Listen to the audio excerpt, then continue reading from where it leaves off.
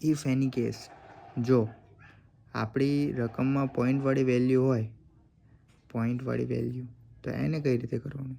તો પહેલું જે પહેલી રકમ હોય એનું કરી નાખવાનું, બાઇનરી કરી નાખવાનું. 2 એકા 2 થઈ ગયું. અને 2 10 20 થઈ ગયું અહીંયા, એટલે 1 આવી ગયો. 2 10 20, 2 10 20 એટલે 1 પારે આવી ગયો. અચ્છા 2 5 10 અહીંયા 0, 2 2 4 1, 2 એકા 2 0 1.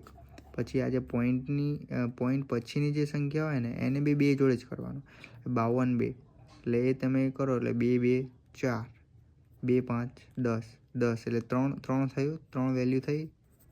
10 104 એટલે પહેલી વેલ્યુથી એક વેલ્યુથી લઈને પોઈન્ટ કરી દેવાનું. એની બીજી જે વેલ્યુ આવે એ આપણો આન્સર, ને જે પહેલી વેલ્યુ આવે એને સાઈડમાં નીકાળી દેવાની. ઓકે, તો આ જે આપણે પહેલી વેલ્યુ હતી એ મળી ગઈ. તો આ પહેલી વેલ્યુને અહીંયા રાખી, એનો કર્યો ગુણાકાર, પછી એમાં આપણને 0 મળ્યો. એ સંખ્યાનો કર્યો ગુણાકાર તો આપણને 0 મળ્યો. એ સંખ્યાનો કર્યો ગુણાકાર 0 મળ્યો. એ સંખ્યાનો કર્યો ગુણાકાર. આ ક્યાં સુધી ચાલશે? કે જ્યાં સુધી આપણી સંખ્યાથી મોટી સંખ્યા ના આવે ત્યાં સુધી આ ચાલ્યા કરશે, બરાબર? તો આપણને એ જે આન્સર હોય એને ઉલટું નહીં કરવાનું, એને સીધું પ્રિન્ટ કરવાનું. 1 0 0 0 0 1.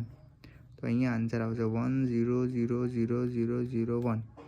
આ બની ગયો આપણો decimal to binary answer. Okay, so આ રીતે હોય છે.